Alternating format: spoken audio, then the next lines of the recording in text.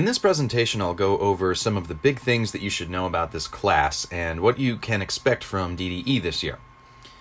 2020 will obviously be a school year like no other, and a lot of things that I normally include in my syllabus are going to be a little bit different than normal. Other things still need to be figured out, and might be a little bit unclear at the start of the year. We all need to be prepared for things to change quickly, and be ready to adjust to new rules and ways of learning. But as we figure out these mysterious things, we will be working to make the best possible experience for each of you. I promise my videos aren't normally as long as this one, and if I do my job right, they should only get more interesting from here. Students in design and drawing for engineering will use the engineering design process alongside math and science concepts to solve real-world problems. This course will introduce students to the methods that engineers use to design technological products and career opportunities in this rapidly growing field. Students will use cutting-edge computer-aided design software and critical thinking skills to complete projects and solve high-level design challenges. This course fulfills the art and music graduation requirement. Upon successful completion of DDE, students will have the opportunity to apply for college credits through the Project Lead the Way program at Rochester Institute of Technology. This class doesn't require too many special materials. Whether you're in person or virtual, you will need your school Chromebook every day, so be sure that that's charged up and ready to go before class. I ask that you have a pocket folder just for DDE, where you keep all your papers for this class. While much of the work this year will be online, there will be lots of times where your assignments are done on good old-fashioned paper, and you must have an organized place to keep that while you're working on it and after it's been returned to you. You should bring this folder with you to class each day that you come in, and should be able to easily find any papers given since the start of the year. You'll need to bring your own pencil with you to class each day, and it should have an eraser. Unlike most years, I will not have a stash of pencils available for you to borrow, so I'll be counting on you to bring your own every day. If you want to avoid using the class pencil sharpener, you may want to bring your own. You may wish to bring your own supply of graph paper or plain paper to use for drawings or notes. Paper is provided in the classroom, but if you want to avoid touching the class stack, you can bring your own. Because so much of this year's class will be computer-based, especially with video lessons and assignments, I suggest you bring a pair of personal headphones with you each day as well. Google Classroom is going to be extremely important in this class. This is where you can access the daily lesson plan, or the slideshow that I put up on the big screen in the classroom each day to tell you what we're going to be doing that day, and to share any important announcements or due dates that you should know about. It's a good idea to access this slideshow in Google Classroom if you're absent one day and need to know what you missed. Each time we have a new lesson or assignment, it will always be posted to Google Classroom. This is where you will go for your instructions, materials, and usually where you will turn your work in. The instructions for your assignments are super important. It's easy for people to rush past the instructions in a post because they don't feel like reading, but if I've written something out for you, it's because you need it to do the assignment right. For example, if the instructions say to respond in a Google Doc, but instead you respond in a comment under the post or skip responding altogether and just mark the assignment as done, your work won't be counted and you'll notice a new missing assignment in the gradebook. So keep things easy on yourself and always read the directions carefully. Later in the year, Google Classroom is where you'll be able to find my extra help schedule. Getting extra help in school this year will be a little bit tricky because of the new safety measures, but also because my time is split between High School East and High School West. For now, I will be using Wednesdays as my extra help time for questions and virtual problems, and I'll be looking for answers about when and how I can offer you extra support time in school. There are 4 basic rules in this class. The first is to respect everyone always. This means treating everyone in the class like they matter. It means waiting your turn to speak, choosing words and actions that are kind to the people around you, and taking care of the classroom and everyone and everything in it. The second rule is to put forth your best effort. For you to learn the exciting and useful things that we're going to explore this year, you need to do your part as a student and try your best on everything we do. With half of the class taking place virtually, this rule is more important than ever. In the classroom, I can help you stay focused and remind you to use your time wisely. But when you're working from home, it's your responsibility to put forth your best effort. You have to be the one to manage your time, organize your work, follow the directions, and ultimately get things done. You'll get out of this class exactly what you put into it. So if you put forth your best effort, you can expect to learn a lot and have some fun. Rule number 3 is to act in a safe and responsible manner. This rule takes on a whole new definition this year. In any year, it means that you can't act in a way that might cause harm. Most of the examples would be common sense, no running, no throwing objects, and so on. It includes taking care of the classroom and any equipment in it, not banging on your mouse or keyboard, handling measuring or drawing tools with care, and neatly cleaning up your workspace before leaving. This year, the rule also applies to school-wide social distancing rules. You must stay at your assigned seat and not wander off to visit friends. You must use your hand sanitizer upon entering the room. You must wear a mask unless given specific permission to take a mask break by me. Rule number 4 is simply to follow directions. This goes for written directions on assignments, directions posted on the big screen as you walk into the classroom, and verbal directions given by me. We have a lot to learn this year, and it's my goal to prepare each and every one of you to succeed on the end-of-course college final. But that becomes hard to do when I have to repeat myself or give special directions to each person who didn't do what they were supposed to do the first time. When people don't follow the directions, they quickly get confused and frustrated, and we lose a lot of time as a class. So for your success and the success of everyone in the class, please, please, please follow all directions. When rules start getting broken, then I have to start down the discipline path. And usually, the first time a rule is broken, you'll get a verbal warning. If it continues, then I may have to change someone's seat or sometimes even change the assignment that you're working on. If it continues beyond that, I'm likely to call home and try to get some help from mom or dad. And if the problem continues beyond that, that's when I have to write a discipline referral. It almost never happens in DDE, and I rarely get past the first step here, but that's because my students usually take the class pretty seriously, are respectful to each other and to me, and I don't have a very good reason to work down this list. If a student is ever sent from the classroom due to behavior, they're still responsible for any work that they miss. So getting sent out of the room never gets somebody off the hook from getting their work done.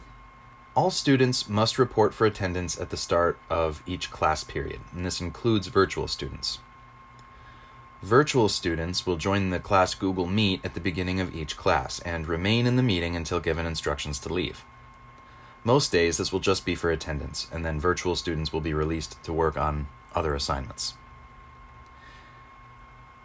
Parents are contacted after 10, 15, and 20 absences from class, whether excused or unexcused, virtual or in person, to notify the parents about the student's absenteeism and to stress the importance of regular attendance to academic success. It's very hard to do well in this class if you're missing a lot of class time. Students are responsible for collecting missed work after an absence. Students should check the Google Classroom and daily lesson plan immediately after an absence to find any missing assignments.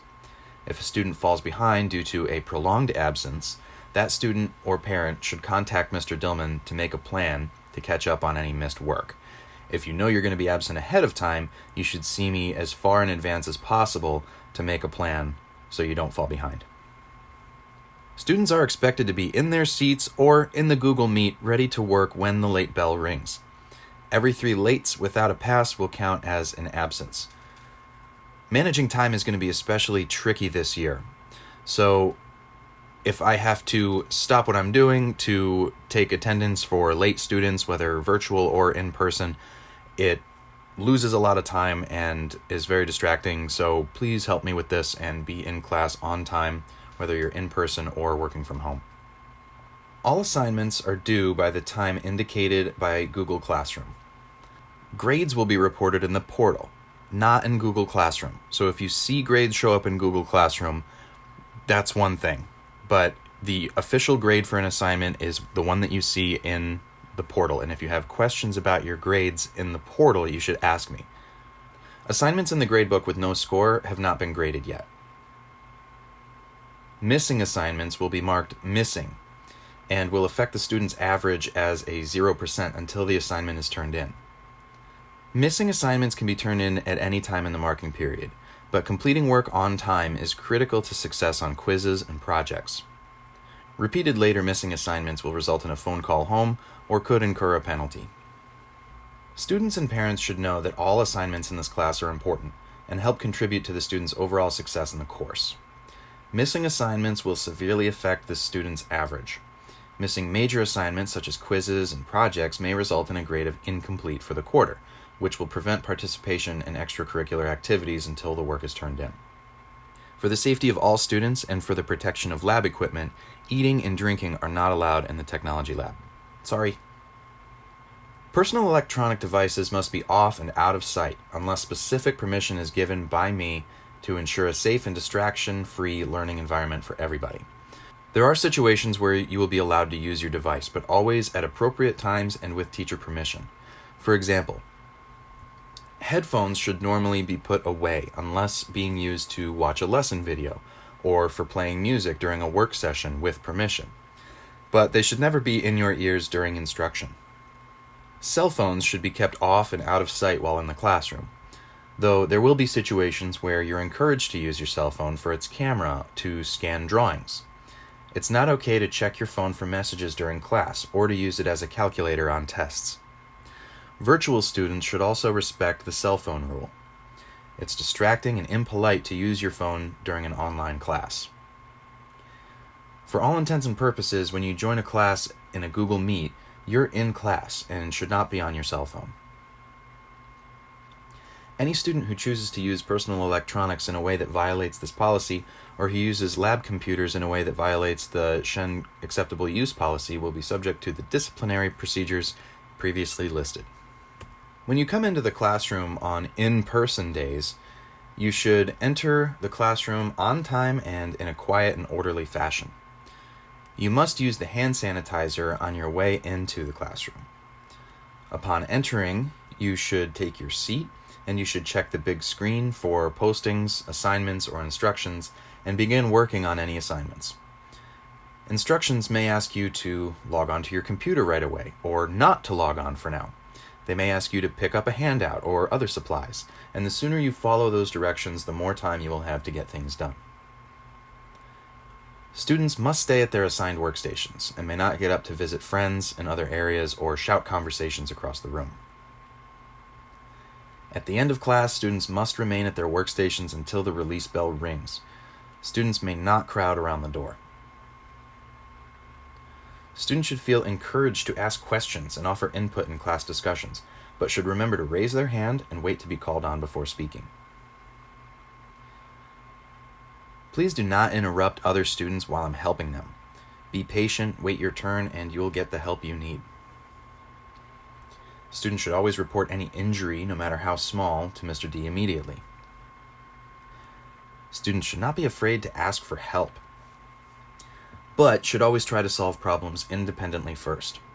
It's very difficult for me to be in many places at once, so if you're stuck, use the resources I've already given you to get unstuck before calling for my help. Reread the directions, try a new strategy, rewatch the help video, or ask a classmate for help when appropriate. Students working online should log on to the class Google Meet for attendance on time every day. You should join the Google Meet with your microphone off and your camera on. If you turn your camera off, I will consider it a bathroom break, and I'll start to ask questions if it happens too often or for too long. Turn your microphone on when you have a question or need to speak up, and always avoid two people talking at once in the Google Meet. Try to find a quiet place in your house to join the meet from. This will help you focus on school and will avoid distracting others in class. You should dress and act online as though you are in class. Be careful what's in the background. Don't take your Chromebook with you on bathroom breaks, and find a place where nothing distracting or embarrassing is going on behind you. Stay in the Google Meet each day until you are released. Some days, this will just be for attendance. Other days, you will need to stay on for the entire block. If you rejoin the class Google Meet to ask me a question, please wait patiently. My priority in class is my in-person students, so I may need to finish working with them before I can provide help virtually. When completing online assignments, you must turn your work in according to the directions for it to be accepted. If the instructions ask you to respond in a Google form, then that's what you must do. If you're asked to submit an attachment in Google Classroom, then that's what you must do. If you decide to share a file with me or email it to me instead, I will politely reply that you need to read the directions and submit the work properly. It's just like in-person work. If I ask for an assignment on my desk and you leave it for me by the window instead, it's missing.